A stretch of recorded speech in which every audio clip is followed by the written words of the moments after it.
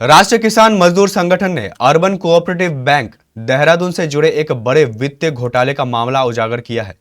संगठन का दावा है कि बैंक में 124 करोड़ रुपए से अधिक की जमा राशि फंस गई है, जिसके बाद रिजर्व बैंक ऑफ इंडिया ने बैंक पर कड़े प्रतिबंध लगा दिए हैं। संगठन के अनुसार बैंक में अनियमितताओं की शुरुआत वर्ष 2013-14 से ही हो गई थी। आरोप है कि बैंक प्रबंधन ने अपने चहेते लोगों को मशीनरी खरीद और अन्य वाहनों से ऋण वितरित किए, जिनमें भारी वित्तीय गड़बड़ी हुई। इस कथित बंदर बाट का खामियाजा किसान परिवारों और स्थानीय खाता धारकों को भुगतना पड़ रहा है। राष्ट्रीय किसान मजदूर संगठन का कहना है कि इस मामले की जानकारी वर्ष 2022 से ही परिवहन विभाग और देहरादून पुलिस को थी, लेकिन समय पर सख्त कार्रवाई नहीं की गई। संगठन ने आरोप लगाया कि यदि शुरुआती स्तर पर कार्रवाई होती तो इतनी बड़ी राशि फंसने से बचाई जा सकती थी। आज आपने प्रेस वार्ता की है, क्या पूरा मामला है? प्रेस वार्ता की, हमारे किसान भाइयों को, किसान परिवार से जो बच्चे हैं, बैंक ने इनके साथ घोटाला कर दिया और उसमें रिजर्व बैंक ऑफ इंडिया के कर्मचारी भी लिप्त हैं, आरटीओ भी लिप्त है और पुलिस की ढीला ढवाली है। जबकि इसमें डीएम साहब 2022 में जो डीएम थे, उन्होंने आदेश भी किए थे इनके। इन्होंने आपने आदेश पुलिस अधिकारी को दिखाए? हाँ, वो तो डीएम साहब के आदेश भी हैं। आदेश डीएम साहब, हाँ, लेकिन आप पटेल नगर थाने गए थे? हाँ, गए थे। उन्होंने बुलाए थे, कहा इनके वो दो, बैंक के कर्मचारी को बुलाए थे, इनके वो एनओसी दे दो, तो 2 को दे दी थी, बाकी उन्हें दी थी। वो भी कई बार गए थाने में। देखो, आज हम आप लोगों के पास आए, पत्रकार आप लोग जय समाज के स्तंभ हैं। हम आपको बता रहे 15 दिन की, आज से 15 दिन बाद हम रिजर्व बैंक ऑफ इंडिया का ताला बंद करेंगे। 15 दिन तक जय शासन प्रशासन इन्हें कितना लाभ दिलवाए, इनकी मुलाकात करवाए, इनका हल चाहिए।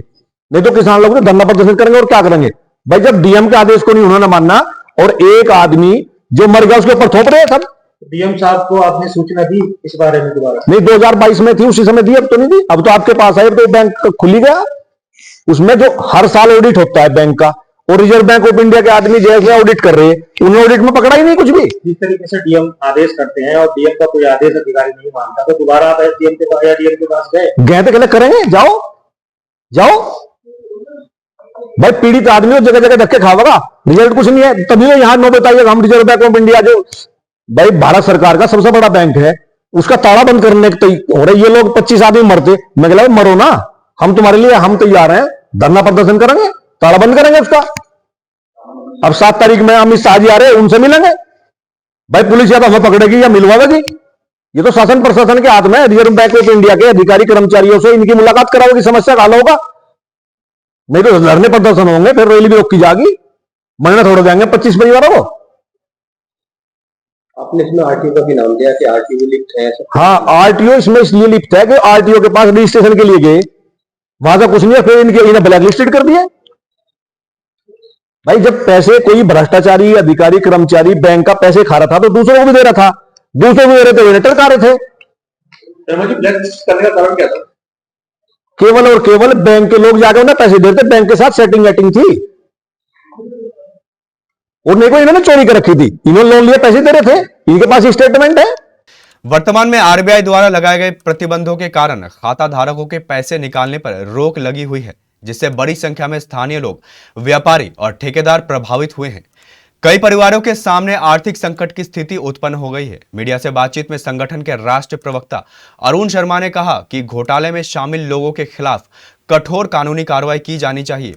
किसानों व आम जमाकर्ताओं का पैसा शीघ्र वापस कराया जाए। उन्होंने चेतावनी दी है कि यदि उचित कार्रवाई नहीं की गई तो संगठन विभाग में बड़ा और व्यापक आंदोलन करने के लिए बाध्य होगा। नमस्कार, आप देख रहे हैं केबीसी न्यूज और मैं उत्तराखंड की राजधानी देहरादून में, और आप देख सकते हैं मेरे साथ बहुत सारे किसान हैं जिनका आरोप है कि बैंक द्वारा उनके साथ फ्रॉड हुआ है। वो क्या पूरा मामला है, किसानों से ही जानेंगे। जी, आपका बहुत बहुत स्वागत है। क्या पूरा मामला यह है, जो हमारे किसान भाई हैं ये पीड़ित हैं।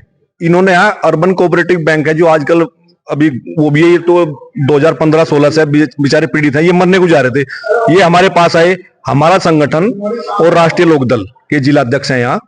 ये हमारे दोनों जो संगठन है ये किसानों के लिए लड़ते हैं, 24 घंटे तैयार रहे। ये मरते हैं, ये फांसी लगाने को तैयार थे, तुम मरो ना, मगर हम दूसरों का फांसी लगवाओ, उनका हम जो रहना खाना बंद कर देंगे। आज हमने प्रोग्राम बना, 15 दिन का समय दिया, अभी प्रेस को संबोधित किया। अगर इनकी समस्या का हल आज से 15 दिन में नहीं होता तो हम रिजर्व बैंक ऑफ इंडिया का ताला बंद करेंगे। और 7 तारीख में यहाँ अमित शाह जी आ रहे, भाई शासन प्रशासन या तो उससे पहले इनकी समस्या हल करवा देगा, नहीं तो भाई उनके पास जाएंगे। आपने सुना कि प्रशासन से गुहार लगा रहे हैं कि इनको इंसाफ दिया जाए, नहीं तो अमित शाह का घेराव भी करने की बात कर रहे हैं किसान नेता। और मेरे साथ और भी वरिष्ठ लोग हैं, उनसे भी बात करते हैं। आप कैसे देखते हैं पूरे मामले को? देखो, मैं राष्ट्रीय लोकदल का प्रदेश उपाध्यक्ष हूं यहाँ का। हम किसानों की लड़ाई लड़ते हैं और किसानों के साथ खड़े रहते हैं। किसानों के मामले में हम पीछे नहीं हटेंगे। हम सरकार से अनुरोध करते हैं कि कम से कम इस मामले को सुलझाए। हम मुख्यमंत्री से भी ये बात कहना चाहेंगे कि कम से कम इस पे संज्ञान ले और ये जो किसानों का मामला है इसको जो है अपना बैठ करके बातचीत कर ले।